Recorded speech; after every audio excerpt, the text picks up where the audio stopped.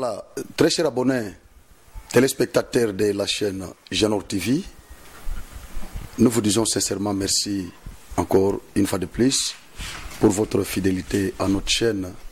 Ça fait longtemps que nous sommes toujours avec vous, nous progressons avec vous.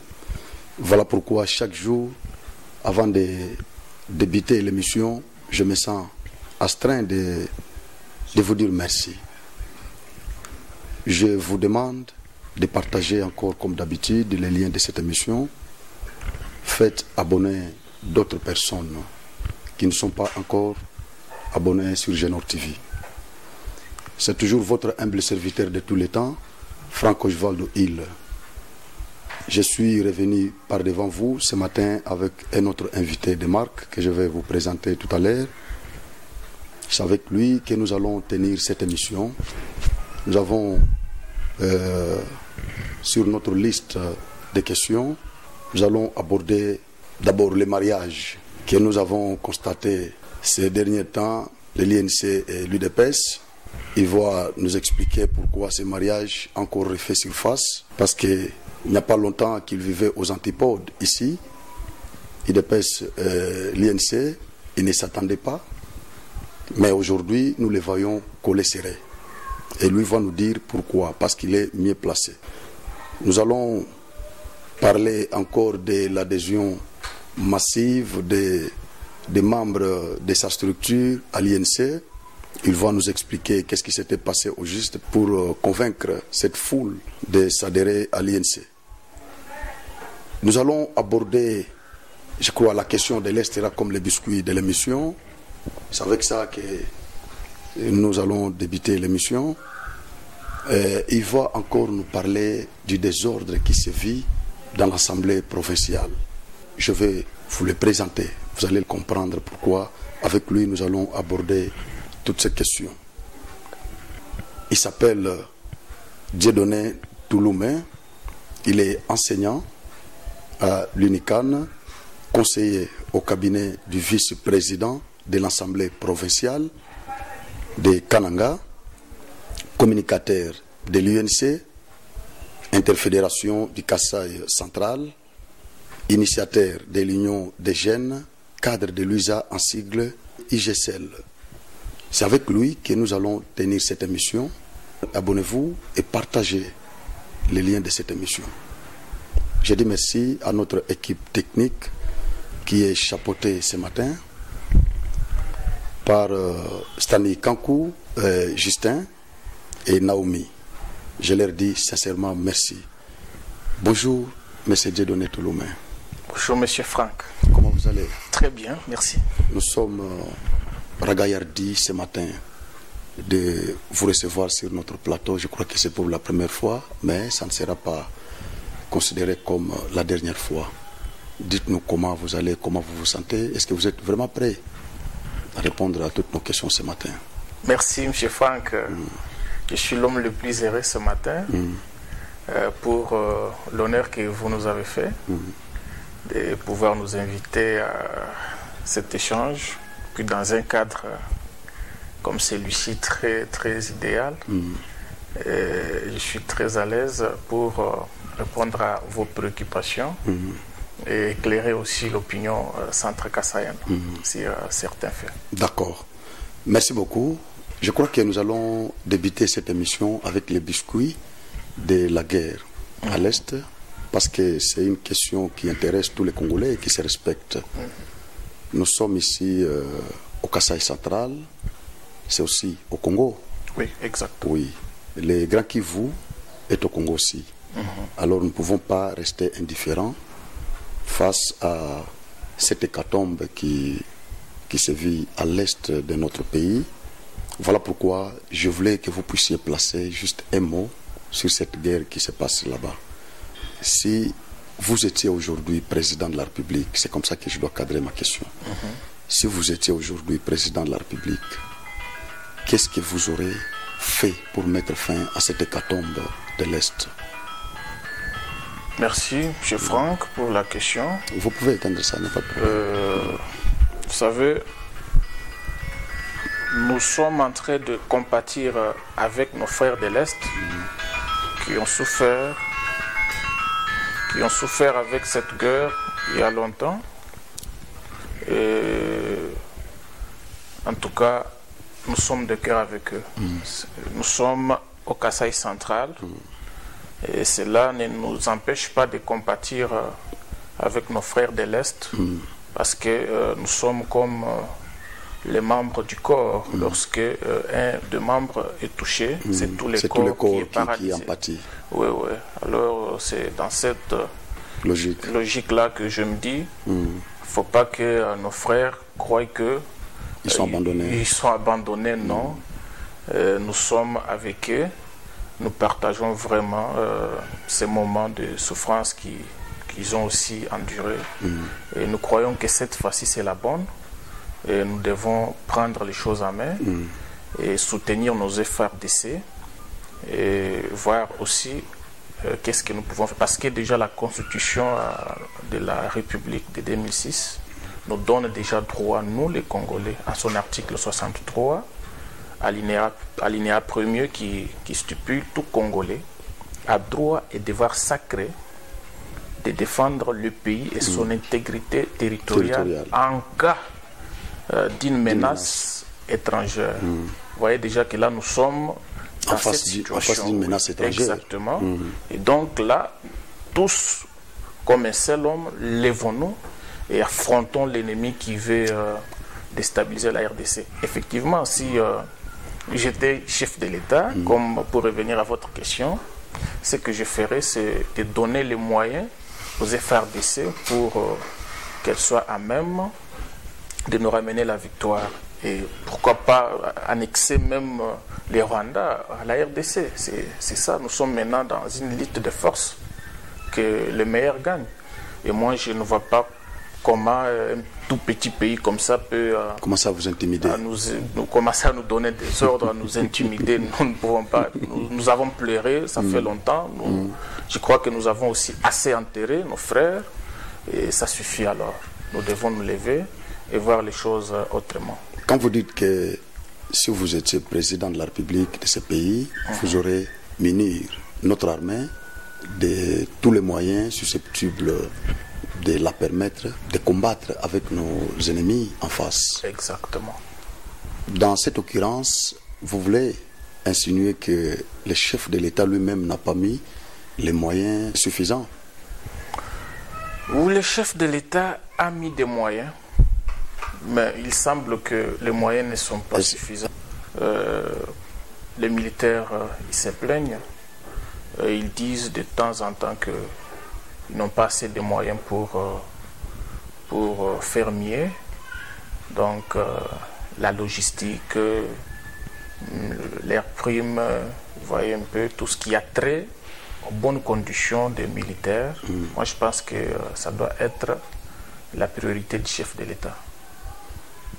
Donc, si vous étiez son conseiller, vous l'aurez dit ça? Oui. Et là, je sais qu'il va nous suivre, par ses services. Ouais. Et je crois que c'est ça les conseils qu'il faut. Nous avons une armée forte et nous ne devons pas compter d'abord sur l'appui extérieur, mais si nous entretenons nos militaires, nous serons de temps en temps en sécurité. Parce que il y a un auteur qui dit, Machiavel d'ailleurs, Machiavel, Nicolas, qui dit la paix acquise par des armes extérieures, elle est éphémère. Mais si nous avons acquis la paix à partir de nos armes propres, de nos hommes à nous, nous serons tout le temps en sécurité. D'accord. Maintenant, nous sommes en face des trois écoles. C'est comme ça que moi je les considère. L'école de ceux qui pensent que la solution serait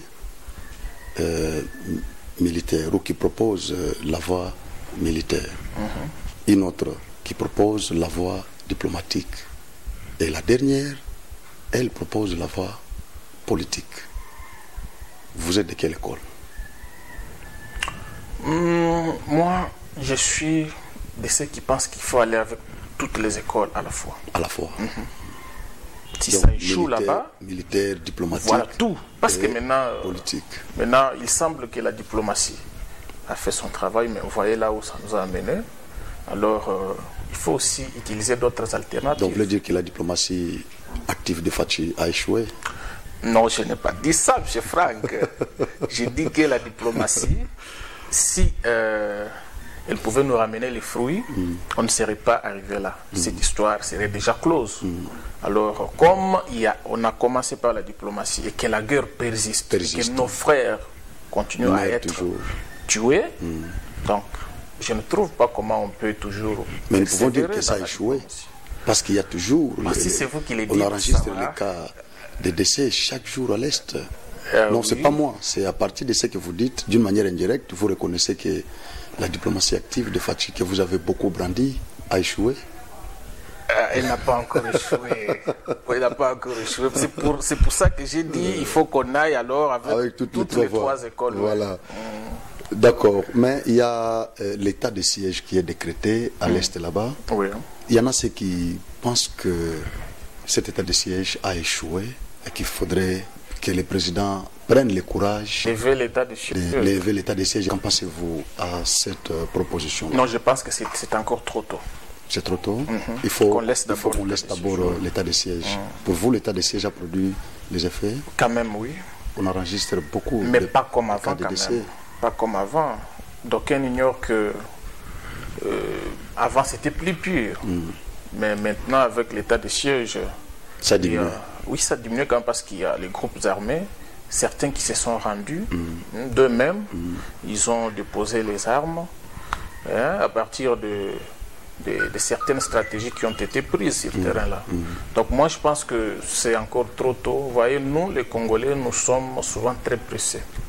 Nous sommes souvent très pressés. Nous voulons... Et surtout que nous ne savons pas ce que nous aimons. Ah, heureusement que vous le savez aussi. Les Congolais ne savent pas ce qu'ils aiment. Oui, oui. Donc, nous voulons voir les résultats à l'immédiat. Nous voulons maintenant la convoi et les résultats. Pourtant, il y a des choses aussi, il faut du temps. Oui, oui. Donc moi, je pense que c'est encore trop tôt qu'on évolue d'abord, mais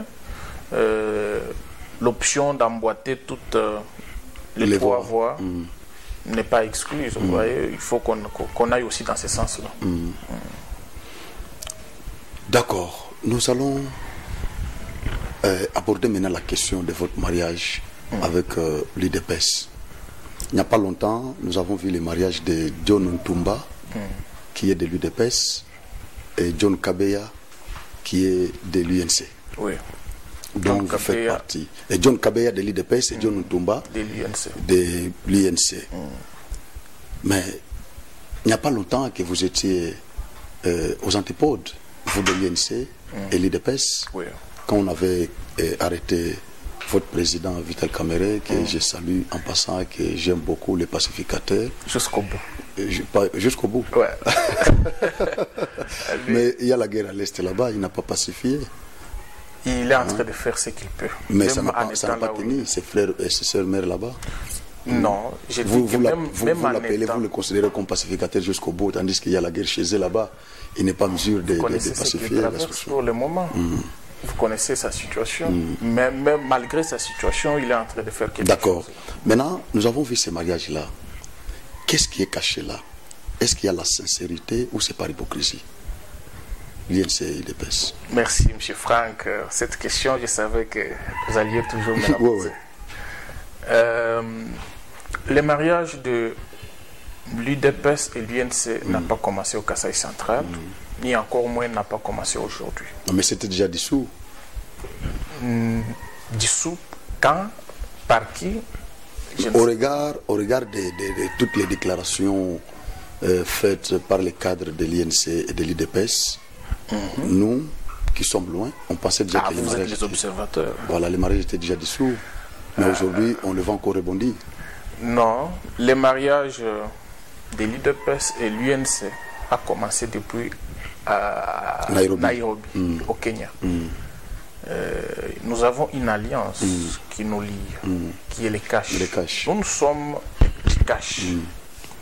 Non, INC. Est-ce que cette histoire encore existe? Oui, ça existe. Parce qu'aujourd'hui, on parle toujours de l'Union sacrée. Oui. Les CACH, on dirait, est jeté aux oubliettes. Non, le CACH n'est pas jeté aux oubliettes. Jusque-là, il n'y a pas un acte contraire qui prouve que les CACH n'existent plus. C'est ça. C'était une coalition de faits ou de droits? C'est ça, cette coalition qui a amené le chef de l'État au pouvoir.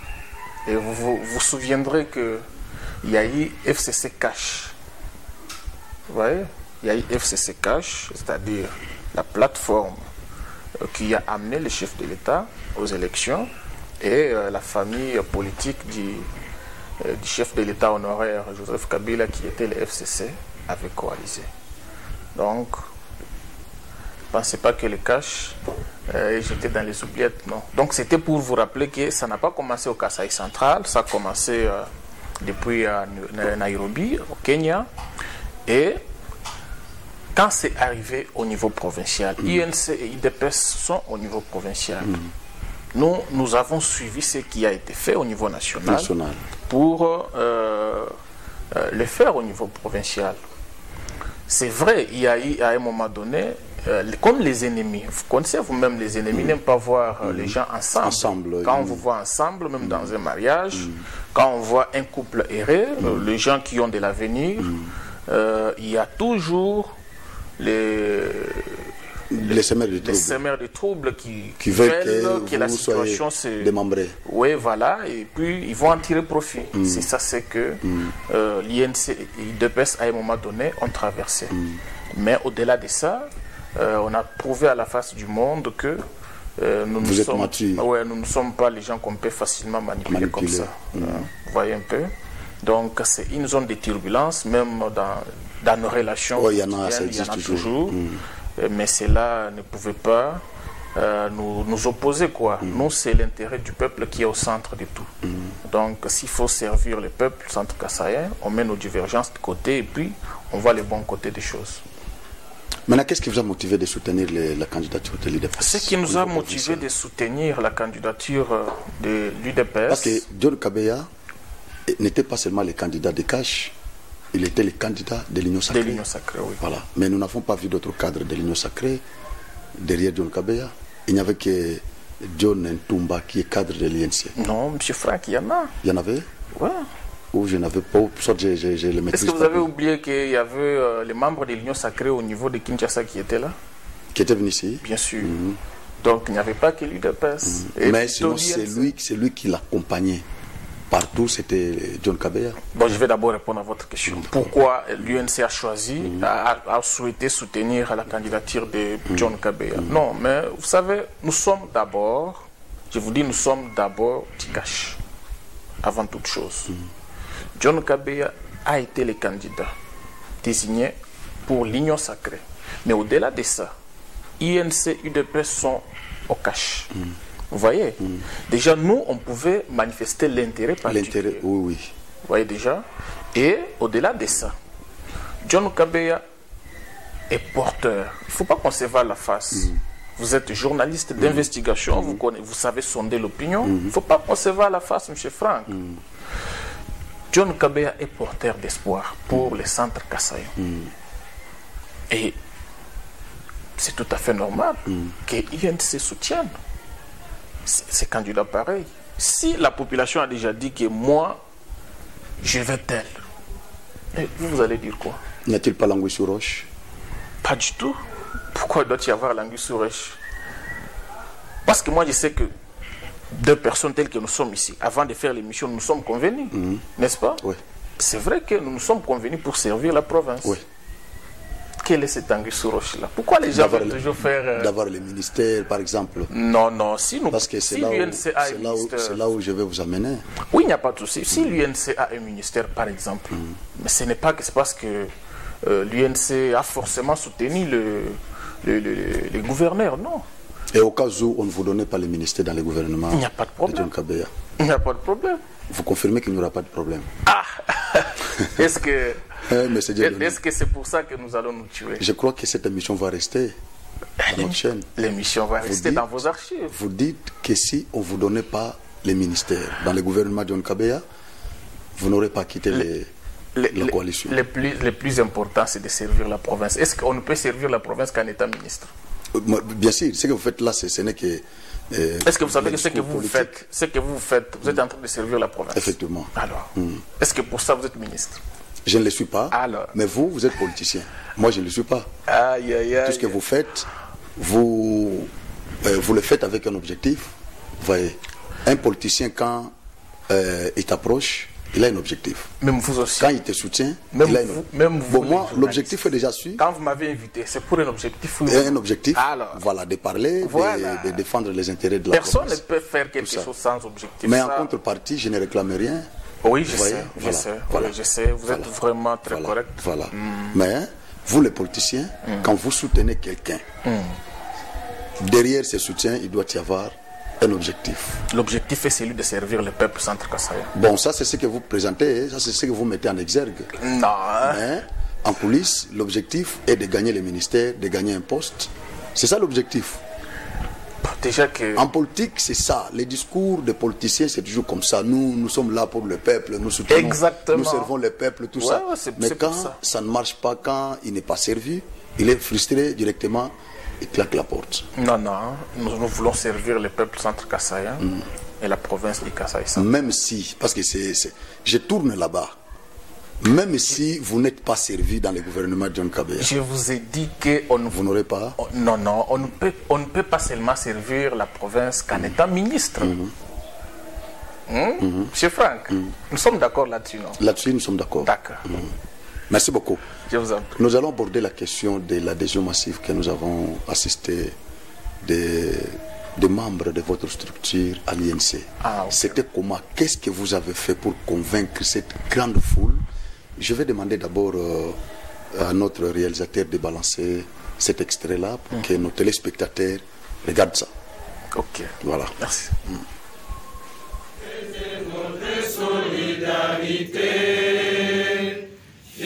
Les jeunes cadres du territoire de Luiza au Kasaï central, regroupés au sein de l'Union des jeunes cadres de Luiza, IGSL en sigle, ont adhéré dimanche 22 mai 2022 à l'Union pour la nation congolaise, parti chez Ravital Kameri. La cérémonie irrélative s'est déroulée à la permanence de ces partis politiques à Kananga au Kasaï central, où plus de 200 jeunes de IGSL ont adhéré volontairement à l'INC. Plein comme un œuf, la salle de réunion de l'Union pour la nation congolaise n'a pas pu contenir les mondes venus pour cette activité. Il a fallu que les autres adhérents se mettent au véranda pour suivre les programmes de la journée. Se confiant à l'assistance, Dieudonné Touloumé, initiateur de IGSL, explique que les membres de la structure précitée ont pris l'engagement d'adhérer à l'INC vu les rôles que jouent les politiques dans le développement de leur contrée. Il invite par ailleurs ceux qui traînent les pas à emboîter les chemins. La cérémonie d'aujourd'hui est consacrée à l'adhésion officielle à l'UNC des ressortissants du territoire de Luiza réunis au sein de l'Union des jeunes cadres de Luiza IGSL en sigle, consécutivement à l'appel lancé par nous-mêmes il y a 7 jours. En effet, convaincus du rôle indispensable que jouent les politiques dans le processus du développement sous toutes ses formes du territoire de Luiza, les membres de l'UJCL ont pris l'engagement ces jours d'adhérer en toute liberté au parti politique Union pour la nation congolaise INC et invitent ceux qui traînent encore leurs pas à se joindre à eux car les portes de l'UNC restent grandement ouvertes. De son côté, Honoré Baloué, secrétaire interfédéral de l'INC au Kasaï central, a invité les nouveaux adhérents à se conformer aux étapes du parti pour être finalement reconnus comme membres du parti. L'adhésion seule ne suffit pas, puisque nous avons des étapes. Quelqu'un vient adhérer librement, mais pour qu'on sache qu'il est effectivement membre de l'UNC, il faudra que la personne puisse payer sa carte de membre et il faut que la personne puisse participer activement à toutes les activités du parti. Donc, on a expliqué aux jeunes qu'ils doivent, en dehors de cette adhésion qui est faite aujourd'hui, venir acheter des cartes, venir assister à des réunions et des activités hebdomadaires qui se tiennent au niveau de notre... Voilà. Qu'est-ce que vous avez fait pour convaincre cette grande foule ici d'adhérer à l'INC? En tout cas, Monsieur Franck, merci d'abord pour m'avoir encore ramené sur ce sujet parce que nous considérons que c'était déjà un événement. Non, mais c'est pas passé pour nous, c'est pas passé. Si c'était passé pour vous, merci. Pour nous, c'est pas encore passé. Tout est parti du constat selon lequel la jeunesse plus particulièrement la jeunesse de mon territoire, qui est Luisa, ne s'intéressait pas plus à la politique. Plus, c'est-à-dire quelques personnes seulement, mais le reste pas du tout. Alors c'est là que j'ai amorcé des séances de sensibilisation pour leur faire voir l'importance d'adhérer au parti politique et plus particulièrement à l'INC. Ouais. Oui. Pour être dans la vision exactement de notre président national, le pacificateur jusqu'au bout, Vital Kamerhe. Qui n'a pas malheureusement pacifié chez elle là-bas. Allez-y. Je vous ai dit qu'il est en train de faire quelque chose, même maintenant là. Vous voyez? Ouais. Alors, ils ont écouté, ils ont compris le message et ils nous ont suivis. Et juste après, une semaine, on a organisé cette cérémonie que vous avez vue là. Et nous avons eu tous ces gens-là. Il n'y a pas eu de la magie, c'est question d'être convaincant et d'être aussi modèle, être ensemble avec vos frères. Vous savez, quand vous allez avec un message, il faut qu'on vous accepte d'abord. C'est vrai que c'est chez nous, c'est vrai que c'est parmi mes frères. Dans ton fief. Oui, je peux dire ça parce que nous avons aussi un mot à dire et les gens nous écoutent quand même. Alors, ils nous ont écoutés, ils sont venus, ils ont adhéré massivement. Et il y en a d'autres qui viennent tous les jours ici, qui nous contactent, qui signent leur fiche d'adhésion au parti. Chaque jour, il y en a 5, il y en a 4, il y en a 10, il y en a 8 qui adhèrent et qui continuent encore à adhérer. Parce que nous voulons que les choses changent à Luisa pour 2023. Peut-être même pas avec moi, mais avec quelqu'un d'autre qui va voir les choses autrement. Ouais, c'est ça notre souhait.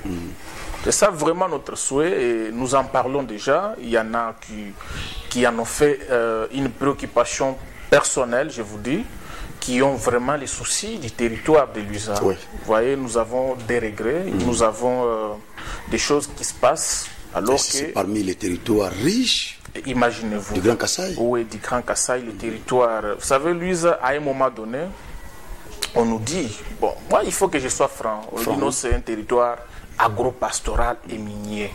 Vous voyez. Mais les vaches là, effectivement, il y en avait. Mais maintenant, il n'y a plus de fermes. Ça, il faut qu'on se le dise. Il n'y a plus de fermes. Il y a seulement des individus qui ont leurs vaches. Hein, alors que ça devrait être l'affaire du gouvernement.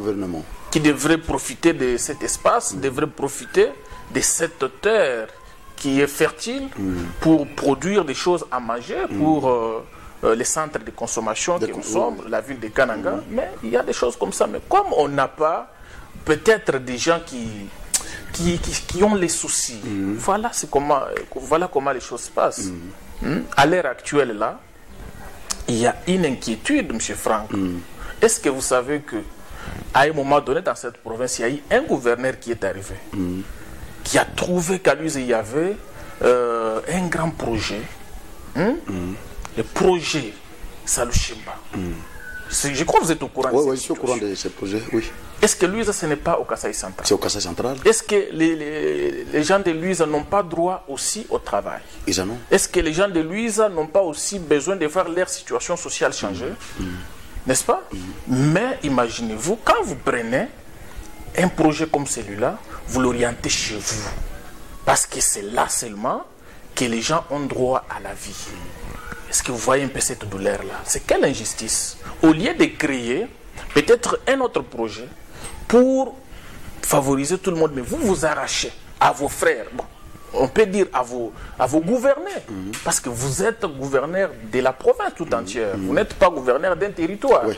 Fallait un peu devant cette injustice, mais il y en a qui ont laissé passer ça. Et ça, c'est resté une plaie. Ça, il faut que je le dise. Cette plaie-là, elle est encore fraîche.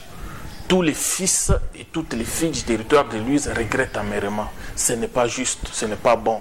Il faudrait laisser ce projet-là parce que ces gens-là ont aussi droit à la bonne santé, ils ont aussi droit au travail, ils ont aussi droit de voir leur situation sociale changer. Il ne faudrait pas ravir ces projets-là. C'est le projet volontariste qu'on a envoyé à Lubondaï. On n'est pas contre, mais cette façon de faire n'était pas la bonne. Il faudrait créer peut-être un autre projet pour un autre coin. Vous laissez aussi ces projets-là là-bas. Je signale encore que par votre communiqué, toutes les barrières qui étaient placées dans les différents territoires et secteurs du territoire de Luiza ont été levées. Oui. J'ai eu cette information-là moi-même. Ah, je voulais juste vous informer. Ah, merci beaucoup. Voilà. Oui, effectivement, depuis le 17 mai, oui. Nous avons signé un communiqué et nous avons aussi fait un point de presse pour quelques chaînes locales pour dénoncer les barrières qui y avait vraiment à Luiza là-bas, dans les 4 secteurs, imaginez-vous. Alors que les militaires étaient censés protéger la population. Mais ils commençaient déjà à tracasser la population. Vous voyez, vous savez, il y a des choses qu'il ne faut pas tolérer quand même. Je suis né chez moi, à Luiza. Vous voyez, je connais la situation, comment elle se vit. Il y a les Bayanda qui viennent pour ravitailler les gens qui sont en ville. Et en cours de route, il y a les militaires qui rançonnent un peu, qui ravissent un peu d'argent, un peu des oignons, un peu de maïs, des arachides. Ça fait mal. Ça fait mal. Et devant cet état de choses... Et ces Bayanda-là n'ont même pas beaucoup d'intérêt. Non, il n'y en a pas assez. Mais ils se sacrifient quand même pour ravitailler. Peut-être c'est pour venir soutenir son grand frère qui étudie ici. Et pour vendre ça et puis lui remettre les Minerval et puis il rentre, mais il arrive en route, on lui ravit. Un parent qui se déplace d'un coin vers un autre pour envoyer l'argent à son fils qui est sur la ville ici, qui étudie, et puis il arrive en route là, ce sont les militaires qui mettent la main dessus, et puis tout ça on avait appris et que ça faisait déjà mal, il ne faudrait pas croiser les bras quand même. On avait dit non.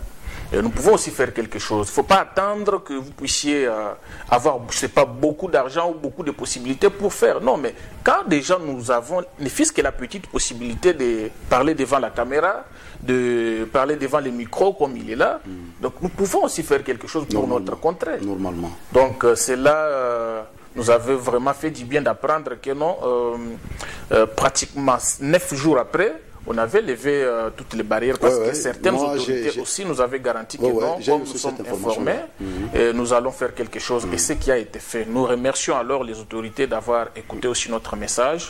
C'est comme ça que les choses doivent se passer. Merci beaucoup. Nous allons aborder la dernière question pour terminer cette émission ici.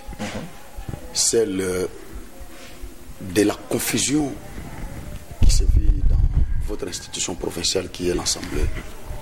Qu'est-ce qui se passe au juste?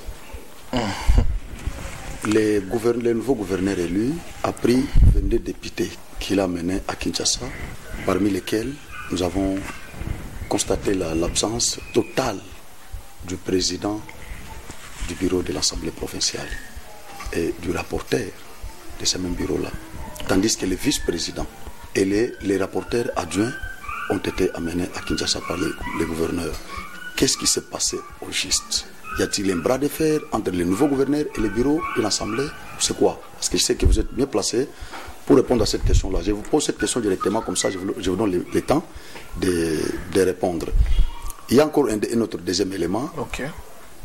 On m'a dit que le président de cette Assemblée a été humilié à l'aéroport. Pendant qu'il partait aussi à Kinshasa, il a été débarqué de l'avion. C'était quoi au juste? Oui. Vous n'êtes pas au courant? Je suis au courant que le président de l'Assemblée provinciale du Kasaï central n'avait pas voyagé, il n'était pas parti à Kinshasa. Mais il était humilié à l'aéroport. Mais je ne suis pas au courant qu'il était humilié. Je ne suis pas au courant qu'il a été débarqué de l'avion. Non. Je sais qu'il n'était pas parti pour les quelles raisons? Je ne sais pas. Ça, il faut peut-être lui demander. Mais vous êtes M. Franck, je suis conseiller du vice-président de l'Assemblée provinciale. Lui est parti. Pas le conseiller du président. Non, vice-président. Lui est parti. Mais son chef direct est resté. Ah oui, mais peut-être c'était pour faire... vous voyez, il ne faudrait pas que tout le monde parte. Hein? Il ne faudrait pas que tout le monde parte. C'est quand même un bureau. Il faudrait que les autres restent aussi, non? Pour faire fonctionner l'organe. Mais je vais peut-être vous dire quelque chose. Vous êtes une autorité. Vous êtes un officiel. Vous occupez un poste comme celui-là.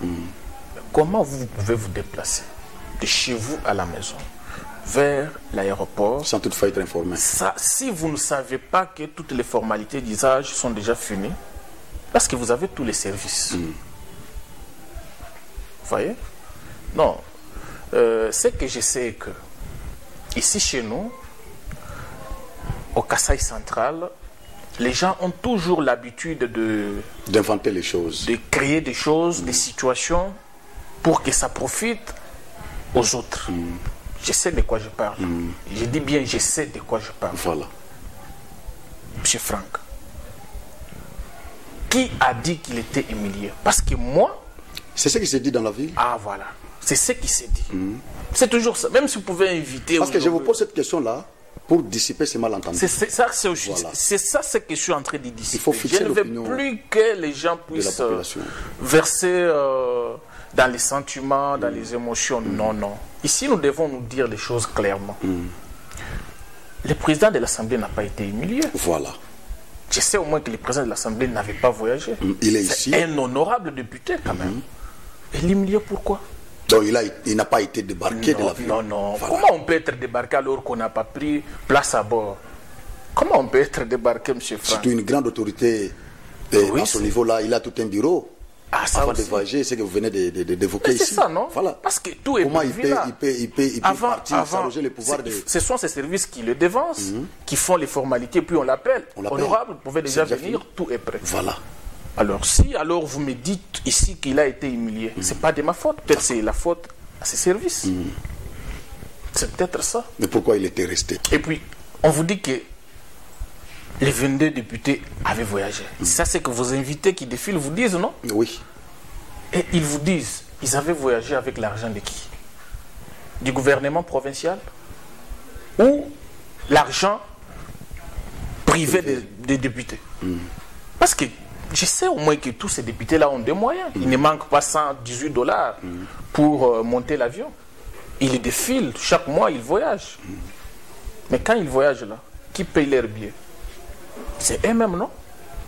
Alors, si les 22 députés étaient partis, ça fait quel problème, M. Franck, entre nous? Même s'il faut dramatiser. Mais pourquoi les 11 sont restés et les 22 sont partis? Ah, comment je saurais?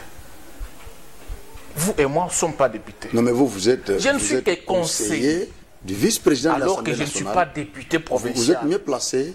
Je suis mieux placé pour vous dire les choses qui se passent dans mon cabinet. Oui. Dans le cabinet de mon chef, c'est-à-dire le cabinet du vice-président. Je ne suis pas mieux placé pour connaître si tous ces députés-là, les 22, ont été consultés avant de voyager ou pour savoir si les 11 n'ont pas été consultés pour voyager. Non, là, je ne saurais pas. Mais sinon, je sais que les 22 députés étaient partis à Kin, pas aux frais du gouvernement. Provincial, bien sûr. Si c'était encore aux frais du gouvernement provincial, on devrait en faire un problème parce que c'est le trésor public. Mais si eux-mêmes, ils ont résolu de se payer leur billet d'avion et partir pour un bref séjour et puis revenir, ça a violé quelle disposition de quelle loi? Non, non, ça n'a pas violé disposition d'une loi, mais le fait que les 22 qui avaient voté, les nouveaux gouverneurs, sont partis, et les 11 qui avaient voté Piro Moutela sont restés. Ah. Mais quand même, il faut qu'on en parle. Pourquoi vous devez sans donc déjà lieu de commenter. Ah, mais M. Franck, pourquoi vous devez même commenter ça? Si eux-mêmes ils avaient refusé, ils se sont gênés par exemple parce qu'ils n'ont pas voté l'excellence, monsieur le gouverneur John Kabé. Si eux-mêmes ils se sont gênés, où est le problème? Et puis, je vous mets au défi. Je connais tous ces 11 députés-là. Ce sont des députés magnifiques. Correct. Correct. Selon vous? Selon moi, et selon même vous. Parce qu'il n'y a aucun député qui peut dire que non, moi, j'en ai fait un problème parce que je ne suis pas parti à qui. Il n'y en a pas. Si même vous, ils sont 11, ils ne sont qu'à 11. Même aujourd'hui, vous pouvez appeler chacun et ils vous diront. Oui, je vais chercher l'un d'eux. Oui, cherchez. Oui. Pourquoi ils sont restés? Ah, voilà, c'est ça. Ils se sont marginalisés eux-mêmes ou c'est les nouveaux gouverneurs qui... Et puis, qu'est-ce que le gouverneur vient faire là-dedans? Entre nous, M. Franck. Non, parce que... Qu'est-ce qu'il a à faire? Est-ce que vous oubliez que nous sommes dans les principes de séparation de pouvoir? qu'est-ce qu'un chef de l'exécutif? N'oubliez pas aussi qu'il y a un autre principe qui est créé, de la copinocratie. Parce que tu m'as voté, mais en politique, moi je ne l'ai jamais. Oui, vous n'avez pas, mais moi je n'ai pas aussi étudié ça en droit. Vous voyez? Mais au Congo ici, il y en a. Parce que vous m'avez voté et moi aussi je vais vous soutenir. C'est ça le problème, c'est ça la politique congolaise. C'est ce que les gens disent. Parce que le nouveau gouverneur a été élu par les 22 députés. Vous voyez? Et tous ces 22 sont partis avec lui. Mais les 11 qui avaient élu candidat, mon ami Pierrot Moutela, ils sont restés. Et vous n'allez pas nous interdire de nous questionner. Ouais, vous n'allez pas nous interdire de réfléchir quant à ça. Pourquoi les 11 qui ne l'ont pas voté sont restés et les 22 sont partis? C'est ça qui défraie la chronique. Oui. Non. Moi, je pense que la bonne solution serait d'aller vers ces 11-là. Et moi, je vous ai dit, je vous mets au défi. Quels sont les députés corrects? Et il y a seulement peut-être vos confrères qui sont derrière qui dramatisent les choses alors que... Mais il n'y a pas, tandis qu'il n'y a pas grand-chose. Nous connaissons qu'il y a des laboratoires qui travaillent pour voir le nouveau gouverneur échouer. Ça, nous sommes... Moi, je ne suis pas de cette école. Moi, je ne suis pas de cette école. Je vous informe qu'il y a des laboratoires qui travaillent. Non, nous allons les démanteler. Mais on va faire tout pour démanteler ces laboratoires. Parce que, selon eux, ils ont vu leur... candidat échoué. Entre guillemets, être chassé par le député. Hein? Oui, je comprends. Alors, ils doivent aussi se venger. Mais ça ne se passe pas comme ça. Ça ne se passe pas comme ça. C'est le jeu purement démocratique. Démocratique, c'est ça même la beauté de la démocratie. C'est ça la beauté de la démocratie. C'est que les gens appellent le désordre. Par contre, ce n'est pas du désordre. Nous voyons ça, c'est l'expression de la démocratie. De la démocratie, voilà. C'est pas du désordre. Désordre dans quel sens? Merci beaucoup. On va un peu se mettre debout. Ok. Nous sommes presque à la fin de cette tranche. Ok. Chez nous ici. C'est comme ça que nous terminons nos émissions sur les plateaux de Genor TV. Ok. Je rappelle à nos téléspectateurs que sur ce plateau, nous avons reçu aujourd'hui pour vous un invité de marque, et je crois que vous l'avez écouté. Il est conseiller du vice-président de l'Assemblée provinciale. Il est lui-même le cadre de l'INC, il a aussi sa structure. Je crois que c'est avec lui que nous avons tenu cette émission. Nous sommes arrivés à la fin. C'est un jeune motivateur. Je crois vous l'avez très bien suivi. Nous sommes arrivés à la fin avec lui. Je vais vous poser quelques petites questions. Je ne vais pas vous donner du travail d'avancer des arguments. Vous allez seulement me répondre par vrai ou faux. Ok. J'aimerais que vous puissiez prendre la responsabilité de tout ce que vous avez dit sur mon plateau. Cette responsabilité ne va pas incomber à Genor TV. Mais il faut que ça incombe à notre invité, parce que c'est vous qui avez répondu à toutes nos questions. Exact. Vrai ou faux, Monsieur Dieudonné, vous venez de nous dire ici que Fachi n'a pas mis beaucoup de moyens à la disposition de notre armée. Vous voulez que je répète ma question? Oui, répétez.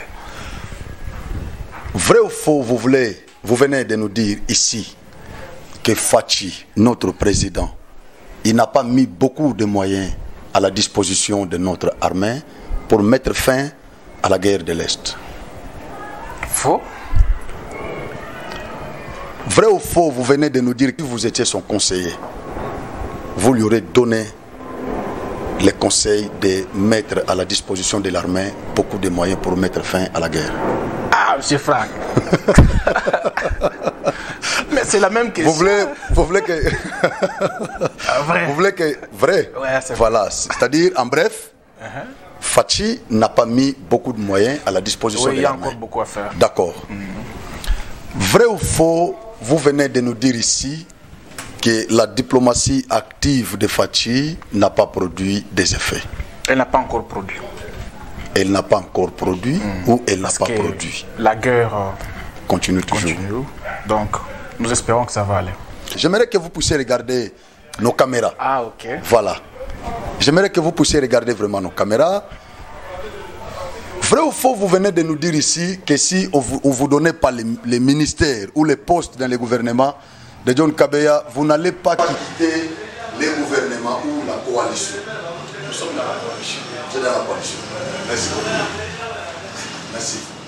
J'ai l'autre qui vous dit merci. C'est moi qui vous remercie. D'avoir été aujourd'hui. Merci beaucoup.